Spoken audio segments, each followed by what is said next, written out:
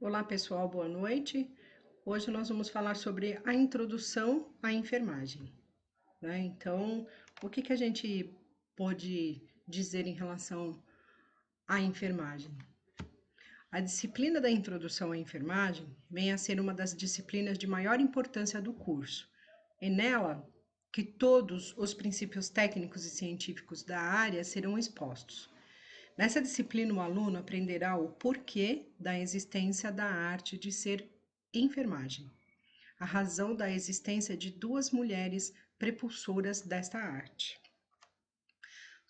Toda a estrutura hospitalar será demonstrada especificando as reais funções de todos os profissionais envolvidos na área da saúde, funções específicas do enfermeiro, auxiliar e o técnico de enfermagem, direitos e deveres dos mesmos.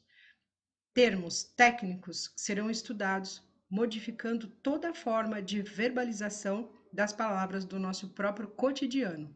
O aluno saberá ler, escrever, interpretar terminologias empregadas na área hospitalar no dia a dia de trabalho. Técnicas básicas serão empregadas e demonstradas, desde a simples arrumação de um leito, a interpretação, até o preparo de um corpo para ser sepultado. A enfermagem é a arte que pode ser desenvolvida uma técnica para prestar o cuidado adequado e com qualidade. Uma ciência em que os princípios fundamentais do cuidado de enfermagem relacionam-se ao conhecimento de outra ciência. No Brasil, a enfermagem ainda hoje é predominância do sexo feminino, característica explicada por sua origem com ênfase em valores éticos e na postura profissional. Segundo a Wanda Horta de Aguiar, a enfermagem é a ciência e a arte de assistir o ser humano, né, no atendimento de suas necessidades básicas, de torná-lo independente dessas assistências, quando possível, pelo ensino do autocuidado, de recuperar, manter e prover sua saúde com colaboração de outros profissionais. Assistir em enfermagem é fazer pelo ser humano tudo aquilo que ele pode fazer por si mesmo, ajudá-lo a auxiliá-lo quando parcialmente impossibilitado e do seu ato de cuidar, orientando e ensinando, supervisionar e encaminhar a outros profissionais. Por muitos séculos, a enfermagem foi exercida de maneira empírica pelas mães, sacerdotes, feiticeiros e religiosos. Em quase todas as civilizações antigas, não é mencionado o trabalho do enfermeiro no cuidado aos doentes. Na prática da enfermagem, iniciou-se em 1854, com a atuação de Florence Nightingale, na Guerra da Crimeia. Florence foi uma enfermeira britânica que ficou famosa por ser pioneira no tratamento a feridos da guerra durante a Guerra da Crimeia. Também contribuiu no campo da estatística, né? Nomeadamente na criação de sistema de representação gráfica. Sua família, rica e bem relacionada, vivia em Florência, na Itália. Por isso, Florence recebeu um nome inglês da cidade em que nasceu, como sua irmã mais velha, Partenope, nascida em Partenope, moça brilhante e impetuosa. Rebelou-se contra o papel convencional para as mulheres de seu status, que queria tornar-se esposa submissa e decidiu dedicar-se à enfermagem. Tradicionalmente, o papel da enfermeira era exercido por mulheres ajudantes em hospitais ou acompanhamento de exércitos, muitas vezes trabalhando também como cozinheiras e prostitutas. Florence ficou particularmente preocupada com as condições de tratamento médico dos mais pobres e indigentes. Ela anunciou sua decisão para a família em 1845, provocando raiva e rompimento, particularmente com a sua mãe.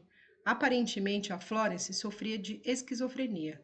Em dezembro de 84, em resposta à morte de um mendigo numa enfermaria em Londres, que acabou evoluindo para um escândalo público, ela tornou-se a principal defensora de melhorias no tratamento médico. Imediatamente, ela obteve o apoio de Charles Willers, presidente do Paul Landbauer, Comitê da Lei para os Pobres. Isso a levou a ter um papel ativo na reforma das leis dos pobres, entendendo o papel do Estado para muito além do fornecimento de tratamento médico. Em 1846, ela visitou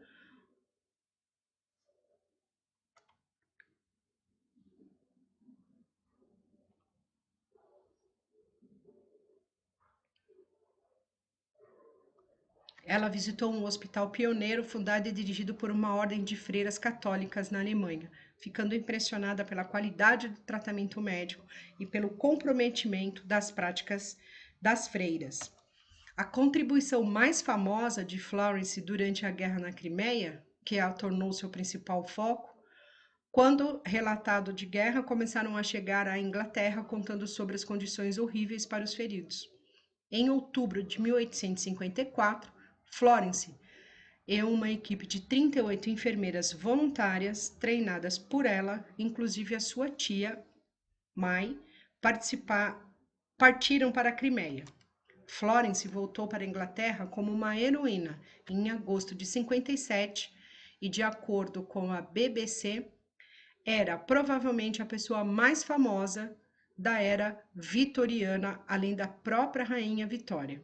Em 1883, a Rainha Vitória concedeu a Florence a Cruz Vermelha Real. Em 1907, ela se tornou a primeira mulher a receber a Ordem do Mérito. Florence não conseguia levantar da cama a partir de 1896 e morreu em 13 de agosto de 1910. Florence foi convidada a organizar hospitais militares, junto com 32 enfermeiras treinadas, diminuindo o índice de mortalidade durante a guerra de 42,7 para 2,25. Ao final da guerra, ela retornou à Inglaterra, fundando a primeira escola de enfermagem. A escola era formada por mulheres ricas, né, ladies e nurses, né, e por mulheres mais pobres, nurses, determinando 3 normas essenciais: direção à escola por uma enfermeira, ensino mais metódico, seleção de candidatas sob o ponto de vista intelectual, moral, físico e de aptidão profissional. As enfermeiras formadas através do novo método difundiram esse sistema para todos os países no Brasil. A enfermagem foi exercida durante muitos anos pelos religiosos da Campanha de Jesus, Irmãs de Caridade, Voluntário e outros leigos.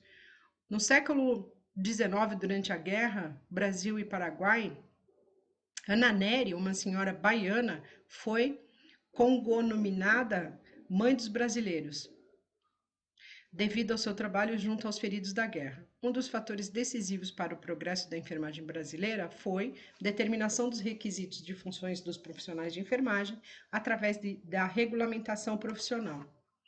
Enfermagem no Brasil. Fundação da Escola Alfredo Pinto, no Rio de Janeiro, no ano de 1890. Programa de enfermeiras visitadoras, iniciado por Carlos Chagas, e Fundação Rockefeller. Fundação da Escola Ana Nery, em 1923, sendo Raquel Haddock Lobo sua primeira diretora brasileira. Em 1954, foi incorporada à Universidade do Brasil. No Brasil, existem 3 tipos de entidade. 1926, Fundação de Associação de Enfermagem Diplomatas Brasileiras, atual Associação Brasileira de Enfermagem, que se chama ABEM. Seu objetivo principal é promover os profissionais, o aprimoramento científico e cultural e desenvolvimento profissional. Em 1973, criação do órgão disciplinador do Exército Profissional, uma autarquia vinculada ao Ministério do Trabalho, abrangendo o Conselho Federal de Enfermagem, que significa COFEN, que normatiza as atividades de enfermagem, e o Conselho Regional de Enfermagem, que é o COREN, que fiscaliza o cumprimento do exercício profissional. Então, a gente precisa entender que nós temos 3 órgãos hoje, né, que de princípio no Brasil. e que existem, né, e que estão aí até hoje, que significa a ABEM, que é a Associação Brasileira de Enfermagem, o COFEN, que é o Conselho Federal de Enfermagem, e o COREN, que é o Conselho Regional de Enfermagem, cada um no seu sistema. A inscrição é obrigatória para enfermeiras obstetrizes, técnicos de enfermagem e auxiliares de enfermagem. Os conselhos atuam como poder executivo, legislativo, elaborando normas disciplinares que possuam força de lei para inscritos no conselho. Poder judiciário, julgando os profissionais em processo ético que transgridem as normas do Código de Ética do COFEN. Sindicato é o órgão que representa e reivindicia pelos seus associados, tá? Instrumento básico de enfermagem. Cada membro da equipe de enfermagem deve utilizar conhecimentos, atitudes e habilidades que permitam um desempenho eficiente de suas funções. Empregam-se esse instrumento em maior ou menor grau, de acordo com a complexibilidade das funções de cada um, mas todos os instrumentos devem ser observados durante o trabalho. Os instrumentos básicos de enfermagem mais utilizados são observação. Utilizam-se todos os órgãos do sentido: visão, audição, olfato, tato e gustação. Uma observação objetiva baseia-se em conhecimentos científicos, portanto, o profissional deve adquirir conhecimentos que o levem a compreender o que se observa, né? Resolução de problemas. Perante a um problema observado, deve-se defini-lo, apontar a solução prática, submeter essa solução a uma apreciação e aplicar as conclusões. Aplicação dos princípios científicos. Utiliza-se nas tomadas de decisões, redução de problema, orientação, prestação de cuidados de enfermagem e outros. Planejamento. Compreende a seleção de objetivos e determinação dos procedimentos baseando-se nos dados coletados e avaliados. O planejamento deve ter uma unidade de ação, linha de continuidade, eficiência, precisão e flexibilidade. Avaliação. Através da observação, faz-se a apreciação e controle daquilo que foi planejado, da qualidade e da quantidade do trabalho executado. A avaliação deve ser objetiva e contínua. Criatividade. Para a enfermagem, ela é importante no atendimento individual dos pacientes e visa a resolução de determinados problemas. Para demonstrá-lo, é necessário segurança psicológica, sensibilidade às mudanças, flexibilização e autenticidade. Destreza manual é a habilidade de utilizar adequadamente as mãos para a execução de um trabalho. A comunicação é o mecanismo pelo qual se desenvolve as relações humanas através das mensagens verbais, né? Que são orais e escritas, gestuais, emotivas e outras. A interação enfermeira-paciente depende basicamente da comunicação. E para que ela ocorra é necessário um bom relacionamento, pensamento objetivo, linguagem adequada, escolha do momento e local apropriado, demonstração de interesse, atenção de escutar o paciente e honestidade na entrevista. Trabalho em equipe é o trabalho de um pequeno grupo por um objetivo comum. A enfermagem trabalha em equipe junto com seus profissionais e os da saúde. A origem da palavra ética vem do grego, etios, que quer dizer o modo de ser, o caráter. Os romanos traduziam o ethos grego para o latim, né? O que quer dizer costume, de onde vem a palavra moral, tanto como indicam um tipo de comportamento propriamente humano que não é natural. O homem não nasce com ele como se fosse um instinto, mas é o adquirido ou conquistado por hábito. Portanto, ética e moral, pela própria etimologia, diz respeito a uma realidade humana que é construída histórica e socialmente a partir das relações coletivas dos seres humanos na sociedade onde nascem e vivem.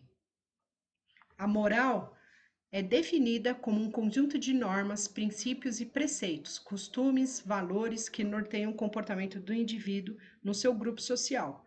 A moral é normativa, enquanto a ética é definida como a teoria, o conhecimento ou a ciência do comportamento moral, que busca explicar, compreender, justificar e criticar a moral e os morais de uma sociedade. A ética e filosofia científica. Nenhum homem é uma ilha.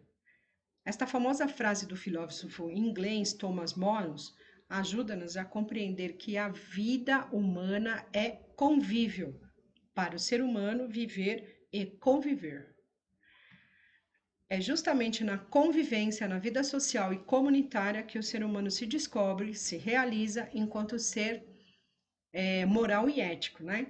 É na relação com outros que surgem os problemas e indagações morais. O que devo fazer? Como agir em determinada situação?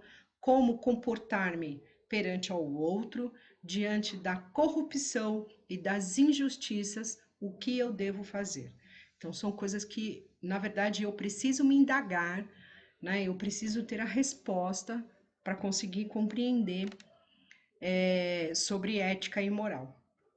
Portanto, constantemente no nosso cotidiano encontramos situações que nos colocam problemas morais, são problemas práticos, concretos da nossa vida em sociedade, ou seja, problemas que dizem respeito à nossa decisão, escolha, ação e ao nosso comportamento, aos quais exigem uma avaliação, um julgamento, um juízo de valor entre o que socialmente é considerado bom e mal, justo ou injusto, certo ou errado, pela moral vigente. O problema é que nós costumamos refletir e buscar os porquês das nossas escolhas, dos comportamentos e valores. Agimos por força do hábito, dos costumes e da tradição, tendo a naturalizar a realidade social, política, econômica e cultural. Com isso, perdemos nossa capacidade crítica diante de algumas realidades, tá? Em outras palavras, não costumamos fazer ética, pois não fazemos a crítica nem buscamos compreender e explicar a nossa realidade moral. No Brasil, encontramos vários exemplos para que afirmemos acima, historicamente marcada pelas injustiças socioeconômicas, pelo preconceito racial, sexual, pela exploração de mão de obra, pelo jeitinho e a lei de Gerson, né? A realidade brasileira nos coloca diante de problemas éticos bastante sérios. Contudo, já estamos por demais acostumados com a nossa miséria de toda ordem. Naturalizamos a injustiça e consideramos normal conviver ao lado das mansões e os barracos, e as crianças e os mendigos. Achamos inteligente e esperto levar vantagem em tudo e tendo a considerar como sendo otário quem procura ser honesto, né? Então, são situações que a gente tem que pensar muito. E é isso, gente, o que nós vamos conversar hoje.